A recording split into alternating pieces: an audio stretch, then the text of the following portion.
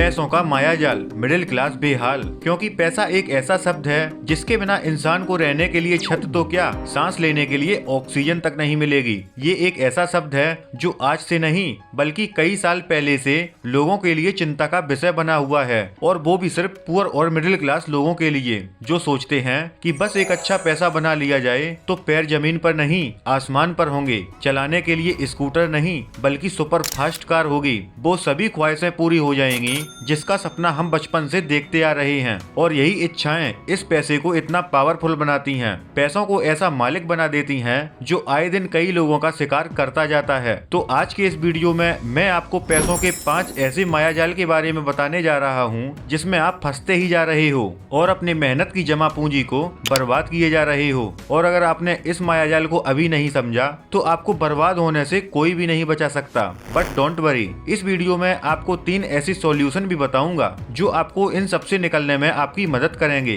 तो इसलिए दोस्तों वीडियो को पूरा जरूर देखना। तो सबसे पहले जान लेते हैं कि पैसा आखिर काम कैसे करता है। आज से कुछ 500 साल पहले जब लोग खरीदारी के लिए बार्टर सिस्टम का यूज करते थे, यानी सामान के बदले सामान, पर उसमें लोगों को काफी दिक्कतें आ रही थी। लोग हमेशा ऐसे लोगों को नहीं ढूंढ पाते थे जिससे आपके सामान के बदले में जरूरत का सामान होगा। लेकिन उस समय भी जो सबसे चीज ज्यादा वैलिड थी वो था सोना, यानी गोल्ड।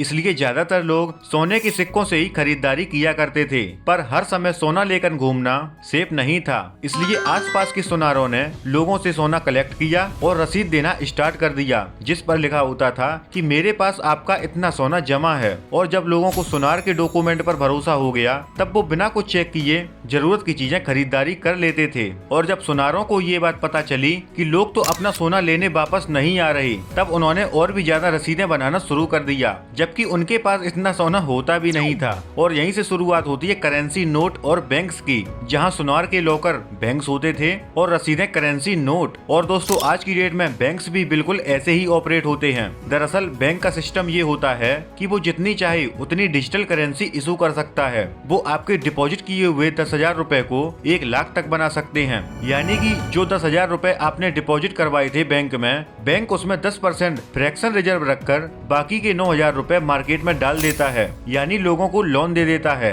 यानी पार्टी ए को 10,000 रुपए और पार्टी बी को 9,000 रुपए शो होते हैं, जबकि बैंक के पास तो सिर्फ 10,000 रुपए ही होते हैं। जबकि अपडेट कितने कर दिए गए, 19,000 रुपए। फिर वही बंदा जिसने 9,000 रुपए लोन लिया था वो भी तो कुछ ना कुछ क्रिएट करेगा, वो 9,000 रुपए दूसरे के अकाउंट में ट्रांसफर करेगा और यही साइकिल चलती रहती है। लोगों को लगता है कि उनके अकाउंट में 5-10 लाख रुपए सेव पड़े हैं, जबकि उनके पास केवल डिजिटल करेंसी होती है। आप इस बात को मानो या ना मानो कि अगर किसी बैंक के 30% कस्टमर ने भी एक साथ अपना पैसा मांग लिया तो बैंक उसमें से किसी का भी पैसा पूरा नहीं चुका पाएगा, क्योंकि बैंक के पास वो पैसे होते ही नहीं। लेकिन अपने बैंक अकाउंट में वो नंबर देखकर बड़ा अच्छा लगता है और हम दिन रात गधे की तरह मेहनत करके पैसा कमाते रहते हैं, सिर्फ उस नंबर को बढ़ता हुआ देखने के लिए। और यहीं से शुरू होता है बैंकों का मायाजाल, एक ऐसा मनी ट्रैप जिसमें हम ऐसी गलतियां करते जा रहे हैं जो धीरे धीरे हमें एक ऐसे दलदल में ले जाती है जहां से पैसों की गुलामी ही आखिरी ऑप्शन दिखाई देता है। तो अगर आप भी इस मायाजाल से निकलना चाहते हो तो इस वीडियो को लाइक करें, जिससे मुझे पता चलेगा कि आप बिल्कुल रेडी हो इस मायाजाल को तोड़ने के लिए। तो सबसे पहला ट्रैप आता है बाई नाउ पे लेटर का। क्या आपका बिजली का बिल बाकी है, या फिर आपके पास महंगा फोन लेने के लिए पैसा नहीं है, या फिर आपको 70 इंच का टीवी चाहिए बट आपका बैंक अकाउंट खाली है, पर फिर भी चिंता की कोई बात नहीं।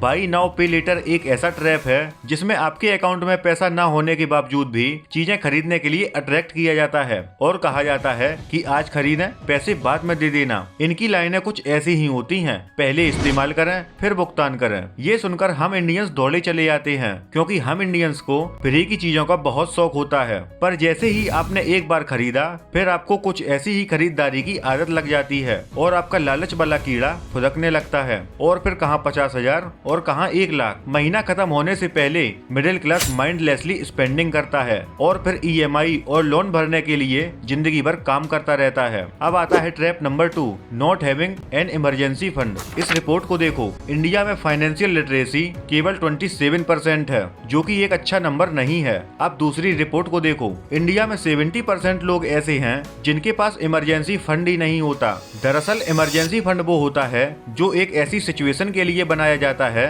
जब अचानक किसी इमरजेंसी की वजह से आप पैसे ना कमा पाओ, जैसे अचानक नौकरी चले जाना, एक्सीडेंट या फिर फैमिली प्रॉब्लम। अब इमरजेंसी फंड 6 महीने, 8 महीने, 10 महीने या 1 साल का भी हो सकता है। फॉर एग्जाम्पल, आपकी मंथली सैलरी है 30,000 रूपए, जिसमें आप 5,000 रूपए सेव करके इन्वेस्ट कर देते हो और 25,000 में आपका घर चलता है, तो आपको अगले 6 महीने तक यानी कि 25,000 मल्टीप्लाई बाई 6 जो कि होता है 1.5 लाख रूपए। इन 1.5 लाख रूपए को आप चाहो तो बैंक में सेव कर सकते हो, जिनकी जरूरत पड़ने पर इंस्टेंट विड्रॉ कर सको। इसलिए इमरजेंसी फंड जरूर बनाना चाहिए। अब आता है trap number 3, luxury life is equal success. Luxury ही सब कुछ है। ऐसी सोच रखने वाले लोग अक्सर एक ऐसी मनी ट्रैप में फंस जाते हैं जहां से वापस आने का कोई रास्ता ही नहीं है। देखो यार, शाहरुख खान की ओम शांति ओम वाली लाइफ तो हर कोई जीना चाहता है। सुबह उठते ही पैरों के नीचे चप्पल, गिलास में जूस और ब्रेकफास्ट बेड पर ही आ जाए। ये वाली लाइफ तो सभी को चाहिए। पहली बात तो ये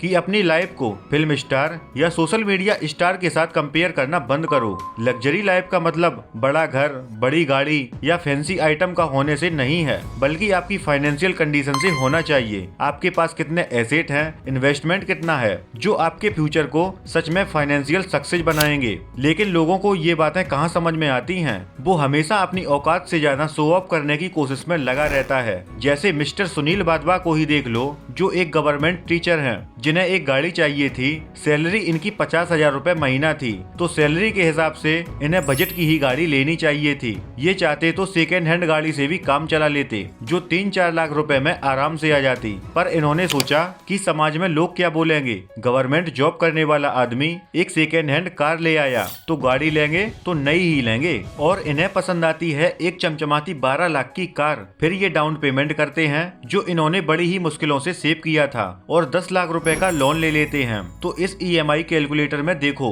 10 लाख का इन्होंने कार लोन लिया 5 सालों के लिए, और इनकी मंथली EMI बनेगी 20,785 रूपए। यानी कि इनकी सैलरी का लगभग 46% हिस्सा तो केवल EMI में ही जाने लगा। अब हम लोग home loan, education loan, personal loan, हर तरह के लोन लेते हैं ताकि हम अमीर या रिच क्लास दिख सकें। और यही दिक्कत है, आजकल के युवा अमीर दिखने की कोशिश करते हैं, अमीर बनने की नहीं। अब आता है trap number 4, chasing get rich quick schemes. एक बार जेफ बेजोस ने वॉरेन बफेट से पूछा कि आपकी इन्वेस्टिंग स्टाइल तो बहुत ही सिंपल है, जिसे कोई भी कॉपी करके अमीर बन सकता है, फिर भी लोग अमीर क्यों नहीं बन पाते। इस पर वॉरेन बोलते हैं, nobody wants to get rich slowly, यानी हर कोई अमीर तो बनना चाहता है, लेकिन रातों रात। अब इस रिपोर्ट को ही देखिए। मुंबई के एक बैंक कर्मचारी ने मनी हीस्ट, जो नेटफ्लिक्स पर वेब सीरीज आई थी, उससे इंस्पायर होकर अपने ही बैंक से 34 करोड़ की चोरी कर ली, क्योंकि भाई साहब को रातों रात करोड़पति जो बनना था। और फिर बाद में पुलिस ने इन महाशयों को धर दबोचा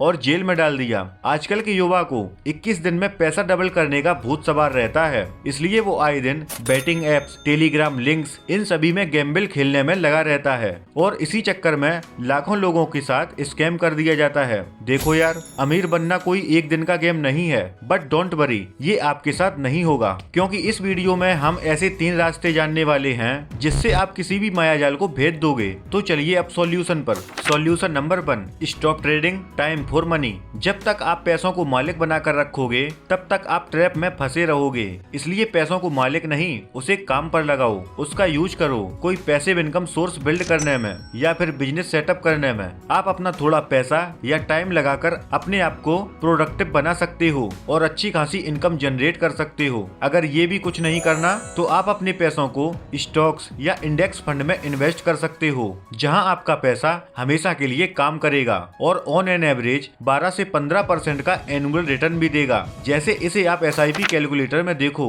अगर आप 15,000 की SIP 20 सालों के लिए करते हो, जहां आपको 13% का रिटर्न मिल रहा है, तो 20 सालों बाद आपकी वेल्थ 1,70,00,000 रुपए हो जाएगी। Solution number 2, automate saving. आजकल के युवा की सबसे बड़ी दिक्कत यही है कि कितना भी कर लो, महीने के अंत तक कुछ बचता ही नहीं। तो इन्वेस्ट क्या करेंगे? ऐसा इसलिए होता है क्योंकि हमारी सेविंग को लेकर इक्वेशन ही गलत है। हम दुनिया भर के खर्चे पहले ही कर लेते हैं, जबकि करना क्या है? पे योरसेल्फ फर्स्ट। महीने की इनकम आते ही सबसे पहले अपने इन्वेस्टमेंट को ऑटो पे का ऑप्शन सिलेक्ट करो, जिससे सबसे पहले सैलरी का 10 से 20% हिस्सा फ्यूचर के इन्वेस्टमेंट में चला जाएगा। इसका सबसे अच्छा फायदा ये होगा कि आपको सेविंग करने की चिंता नहीं होगी। फिर 5-10 साल बाद ये इन्वेस्टमेंट इतनी बड़ी हो चुकी होगी जो आसानी से आपको किसी भी ट्रैप से बाहर निकाल देगी। Solution number 3, avoid pressure tactics. अगला सॉल्यूशन बताता है कि हमेशा प्रेशर देने वाले लोगों से या काम से दूर रहो, जैसे अभी खरीद लो वरना ऑफर निकल जाएगा। नंबर 2, जल्दी से इस स्कीम में पैसा लगाओ। नंबर 3, बैटिंग ऐप डाउनलोड करो और इंस्टेंट कैश पाओ। ये सारी चीजें होने लगे तो वहाँ से तुरंत ही कट लो, क्योंकि ये सभी चीजें आपको ट्रैप में फंसाती चली जा रही हैं। तो दोस्तों, कैसी लगी ये वीडियो आप कमेंट में जरूर बताएं, और हाँ, चैनल को सब्सक्राइब करना ना भूलें। अब मिलते हैं दोस्तों नेक्स्ट वीडियो में, तब तक के लिए जय हिंद, जय भारत।